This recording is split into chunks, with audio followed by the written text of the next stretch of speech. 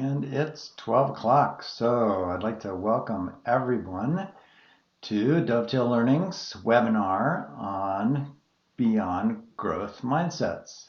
And we'll be talking about mindsets that matter in the context of the work that we do, which we call We Are Resilient. My name is Chuck Fisher, and I'm the Director of Transformational Learning at Dovetail Learning. So glad to be here with all of you. I'm a psychologist by training. I've been in the behavioral health field for my entire career. Just a little housekeeping. The chat feature and the Q&A are on. Feel free to chat in. In fact, I'll ask you to chat in a few things as we move along. If you're familiar with Zoom, put it in the side-by-side mode, and then you can toggle how much you see of me and how much you see of the slide deck. And everyone will receive, the video will be posted, and the slides from this webinar will also be sent to you. So again, welcome people from all over the United States. Looks like a few people from outside the United States. And we'll move right into just a little bit about Dovetail Learning. If you don't know our work, Dovetail is a nonprofit in the Bay Area of California. Our mission is about strengthening resilience in adults and children. We worked for years and years in the education space, working on social emotional learning for children, and then pivoted during the pandemic and are really teaching social emotional learning for adults so they can better take it to children. We work in the education space, healthcare space, with families and with businesses. And our vision is a world of kind and connected human beings, because golly, wouldn't that be something? And isn't it something when that occurs? So just a little more on Dovetail. Our work is an open education resource. That means that it's licensed by Creative Commons, which is an international license. You can download it for free, adapt it, give attribution to Dovetail, collaborate. We love it when people share back with us what you've learned. This work is in constant evolution because of that. And then if you share it, the license asks you to share it alike, which means you also share it as an open education resource for others. Today, we're here about strengthening resilience in a specific way, and we'll look at what is resilience briefly, just an overview of our entire approach, and then dive deeply into mindsets that strengthen resilience, what we like to call mindsets that matter. We call them curiosity, choice, and courage. So before we get to that, I just thought it would be important, because what we titled this Beyond Growth Mindsets. Let's just look at the growth mindset here for a moment. This is Carol Dweck's definition and some of the original work here. Of course, it's based on many pioneers in the field of looking at resilience and mindsets and attitudes and behavior. Just wonderful what we continue to learn from the pioneers that we're working from. And so the growth mindset is that people believe in their most basic ability and that it can be developed through hard work. So we believe and we have abilities that can be developed. And this view both creates a love of learning. If I believe that my abilities can be developed, I want to develop them. There's no question I have a growth mindset. I have my entire life. Just learning is my highest value. It not only creates a love of learning, but a resilience that, as Dweck writes it, is essential for great accomplishment. Her words. I probably would use different words. Just it's a big thing, the great accomplishment. And so what we look at is so what really helps us inside of our growth mindset that moves us forward. And we're going to look at those three mindsets of curiosity, choice, and courage. So again, basics. Let's create the context. What the heck is resilience? We like this definition, which comes from ACEs Aware. We've been working in the ACEs field for many years and training healthcare providers in trauma-informed learning and resilience. And this is one of the definitions that ACEs Aware in California uses. Resilience is the ability to withstand or recover from stressors that have resulted from a combination of both intrinsic and extrinsic factors. So intrinsic, predisposed biological susceptibility, the impact of stress internally on the neuroendocrine immune system, genetic regulatory health, and extrinsic factors like what's happening around us. Are we in a safe, stable, nurturing environment? And where does trauma fit into all of that? So resilience, what we most often think of as just the ability to bounce back. Now, we have another definition, which we love, which comes from Ann Maston at the University of Minnesota. She says, resilience is an ordinary superpower. It doesn't come from rare and special qualities, but it's the everyday magic. We all have it. It's about being human. Resilience. Everybody has resilience. We all get knocked off. We all come back, really every day. So when we look at a holistic view of this, the idea of, so if it's an ordinary superpower, why the heck do we need resilience? And it's a simple question, of course. I put this picture on here. It represents for me, the wildness and craziness of life. Okay, here we are. We're all in our lives. We might not be in a city, but we're somewhere, and we're interfacing with everything that we have to interface with. And life can get blurry. Life can get fast. It can be chaotic. And of course, we need resilience because everything in life is pushing me. It's pushing me off my resilience, and I need a way to bring myself back. We like to call this the human condition because we're all this way, right? And so if we're all this way, there's this both and, this going off and then coming back on, going out of resilience or out of center, off balance, and then how do we bring ourselves back on? And we call that, we like to call that sometimes the storm and the miracle. Life is a both and. There's things that are happening that cause the blur, that cause us to go too fast, that stop us in our tracks. We call that the storm. And then, of course, there's also the miracle, the incredible nature of what life is and what we get to enjoy. And I wrote in here to write into the chat, if you're open to being a chatter, open up the chat window and just write in, what is in your storm? Just free flow. What's in the storm? My storm is, there's health. There's things that get in the way. This morning my internet went down and I was like, oh my God, am I going to be able to do this webinar? I have had some very serious health issues. Had a heart attack a year and a half ago, and then I had to have heart surgery. That was part of my storm. It's like knocked me off my center, and I brought myself back on. So great, thank you. Yes, addiction is part of our storm. Appreciate that. Addiction, family is part of our storm. Daily arguments, the things that just physical disability, depression, ADHD, work-life balance, thank you. All of that is the storm. So this is the stuff that we need resilience for. So on the other side, what are your miracles? My miracles are a minute ago, I looked out my window and there was an 8-point buck walking by. I live in the coastal hills around the North Bay area. And, I love my grandkids. I love my health, my body. I'm a practitioner of Aikido, the peaceful martial art. I'm a black belt in Aikido.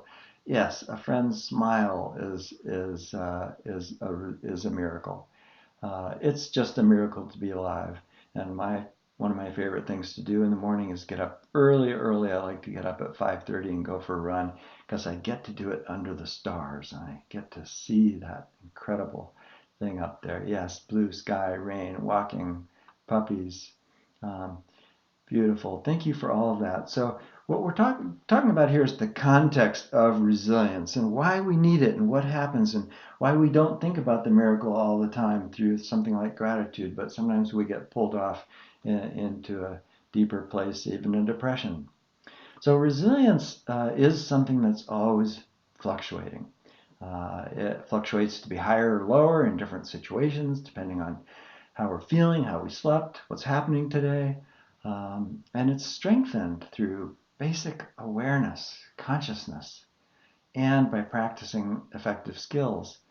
Uh, an effective skill might be going for a walk in nature. It might be sitting on your zafu and stopping and pausing and just taking a moment to breathe. Reaching out to a friend and having that phone call. That's what we call relational resilience, or being in a group of people that you love. So resilience is moving all the time, and we're going to talk about what can move us in a direction that really helps. So we call it mindsets that matter. And these mindsets live inside of an approach that we call We Are Resilient. It's a multi-factored approach that we teach to educators and healthcare teams, et cetera, et cetera. And as I said, all of our stuff is available for free on the website. Our business model is training people how to teach others this work. So if you're interested in that, write me at the end and I'll have contact information. So the full approach includes not only the mindsets of curiosity, choice, and courage, but also a deep understanding of the patterns that take us off our resilience, cultural patterns, which we call cultural resilience, the things that we've inherited intergenerationally, beliefs, attitudes, behaviors, and the protective patterns, the patterns that are our reactive resilience.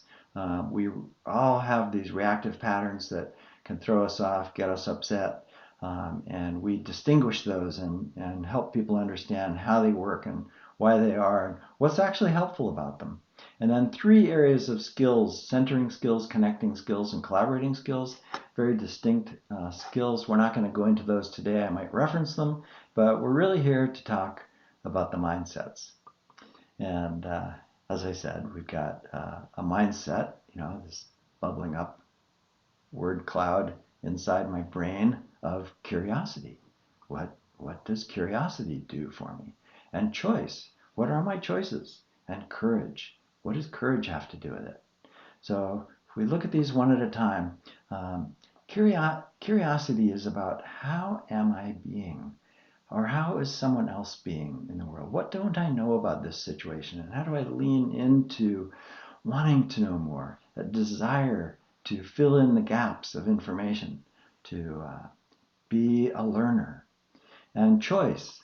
Choice is about the empowering choices that we can make. We can go one direction or we can go another.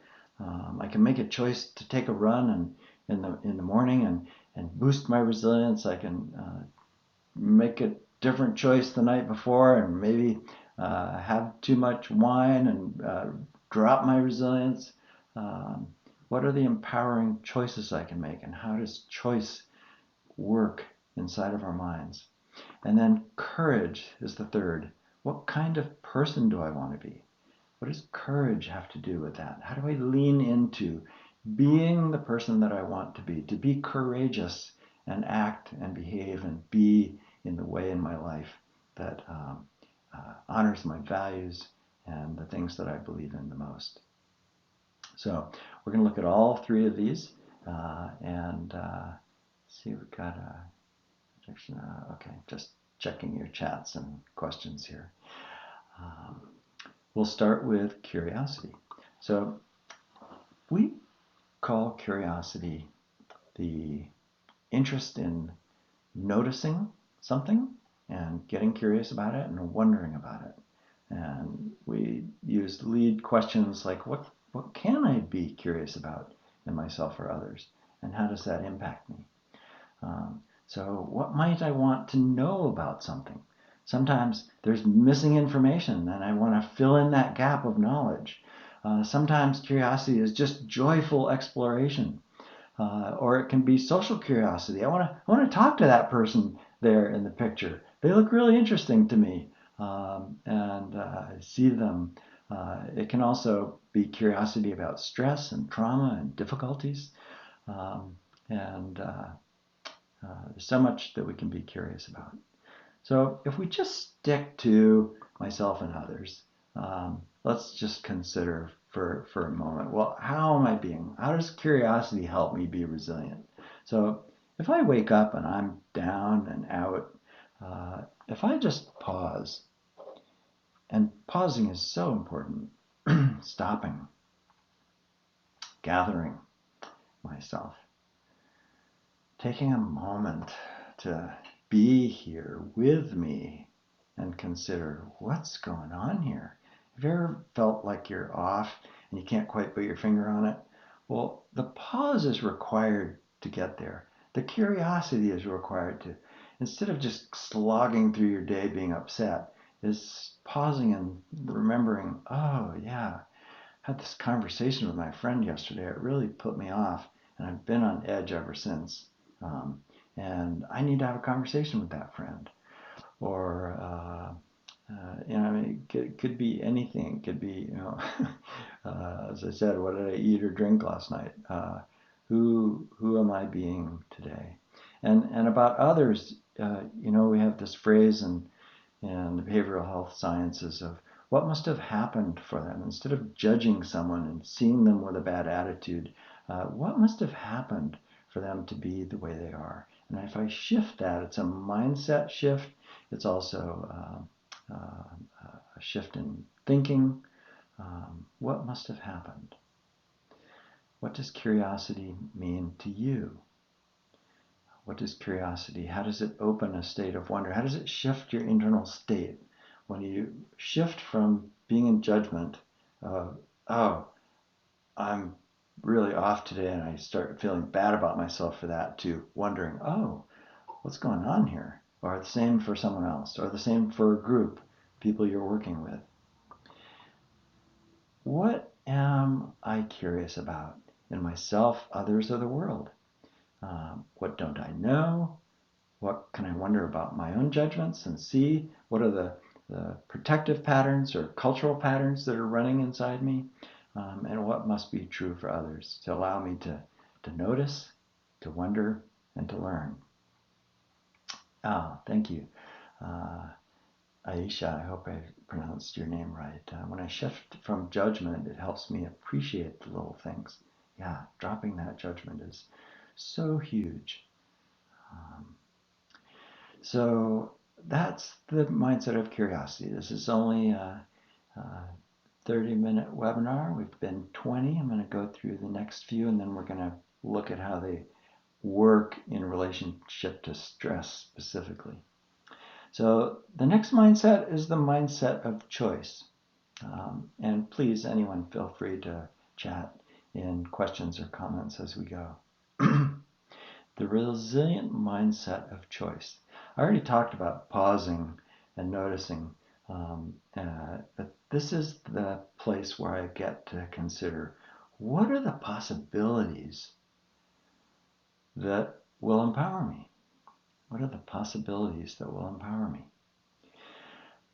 There's this wonderful quote. It's actually been attributed to many great thinkers in the past, but if you look it up on the internet, it says, well, it's actually, no one really knows where it comes from, but it's this idea that the greatest human discovery is that by changing our inner attitudes of our mind, we can change not only how we experience the outer aspects of our lives, but we can change how the outer aspects of our life, because as we think, as we change our attitude, then all of a sudden things open up, more possibilities become possible in a relationship or with myself or in my world.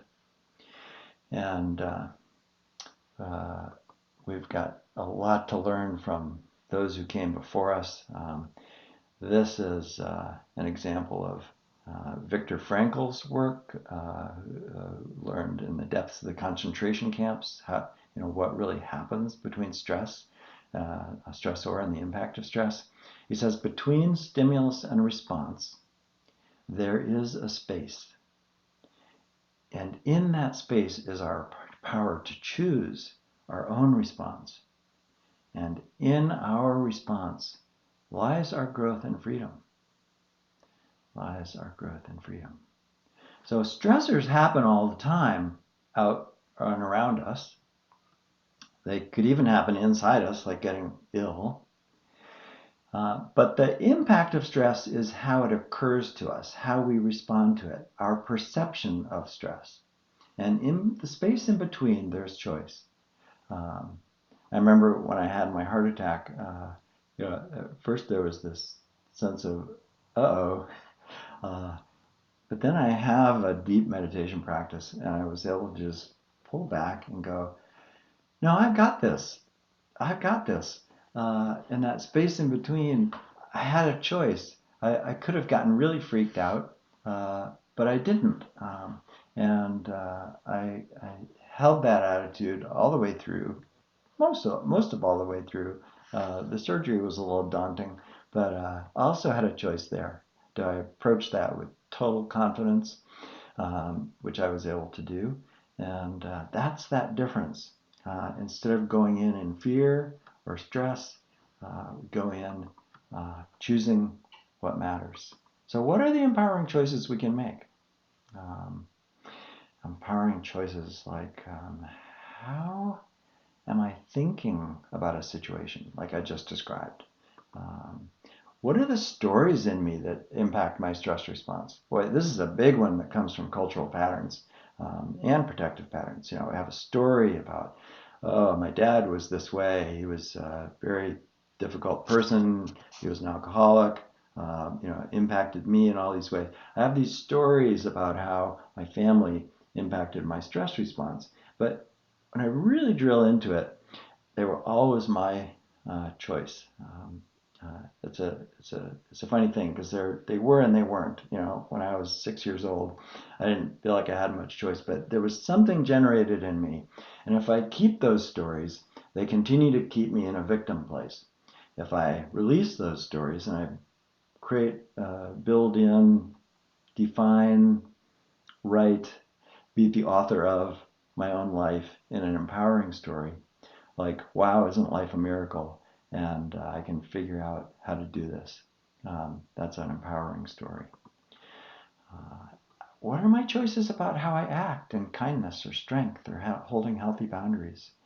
I have this all the time with my wife because one of my protective patterns is defending myself, and she'll get on me about something and I'll think I did something wrong because that was my original trauma. And then I can have a choice about being kind to her when she's off, and having my own strength and healthy boundaries. And in my beliefs about what must be true for others to be the way they are. And that goes deeply into cultural patterns, which we won't go into, but it's a clear distinction about people have impeccable reasons for behaving exactly the way they do.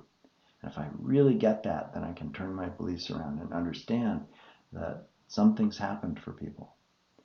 So the third resilient mindset that we teach is courage. And we call it feeling. Courage is a lot about feeling and knowing what's in our heart, and then speaking what's true. So we ask the question, what is my heart telling me? Courage comes from the core root word cor in Latin, which means heart. So what is my heart telling me?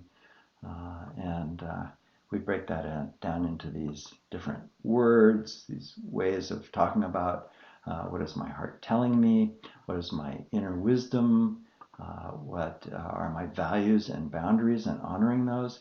Courage is about listening to my truth. It's about knowing what I feel and feeling it fully. So hard sometimes to feel what we feel. We just want to get away from it. Excuse me. But courage is a step towards living my truth and honoring honoring it, and asking the question, what kind of person do I want to be? And thank you, Phoenix. I appreciate you adding courage is serenity. It's a beautiful word. I love the word serenity. And I will borrow that from you. As I said, we are always, this work is in constant evolution. So just a few words. I already talked about this. Core meaning heart, but coratisum, I don't know if I spelled that right, is the Latin, which means to be comfortable in our heart space. Boy, there's serenity, right? To be comfortable in our heart space. Another one is speaking truth to power. You know, we've heard that phrase many ways and many times. And I looked it up, and it goes all the way back to Bayard Rustin, who was a civil rights leader in the early 19th century. So courage is speaking what's in my heart. And this can also be called speaking one's mind by telling all one's heart, which also comes from the Latin unpacking of this coratism, which I need to figure out how to pronounce. So it's all about courage to be in truth and to speak it. And it's also very much about healthy boundaries.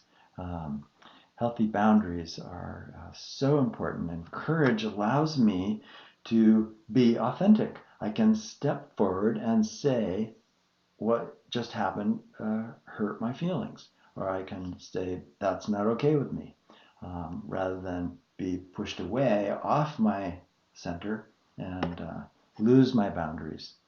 I love this definition from T.C. Muscari. A healthy, regulated emotional response to uncomfortable emotions in the midst of relational or situational distress. Isn't that a great definition of boundaries? A healthy, regulated emotional response. Something happens, and instead of constricting and going away and using all my protective patterns, I can have a healthy, regulated emotional response and just say, that's not okay, and be clear about it. So to finish up here, I just wanted to walk you through the stress response and how mindsets, stress, mindsets, and resilience all work together. So we love to teach this in our trauma course. The typical stress reaction, call it losing our cool. You know, we're going along fine. We have a stress event. We have a reaction. We call those protective patterns. We have all these reactive patterns that we have, and our stress goes through the roof. It can peak. Eventually we calm down. There's often depletion, and finally we get back to normal. Well, guess what these mindsets can do? We can bring the mindsets right in at the beginning to manage our stress curve. We're going along fine. A stressor happens outside of us.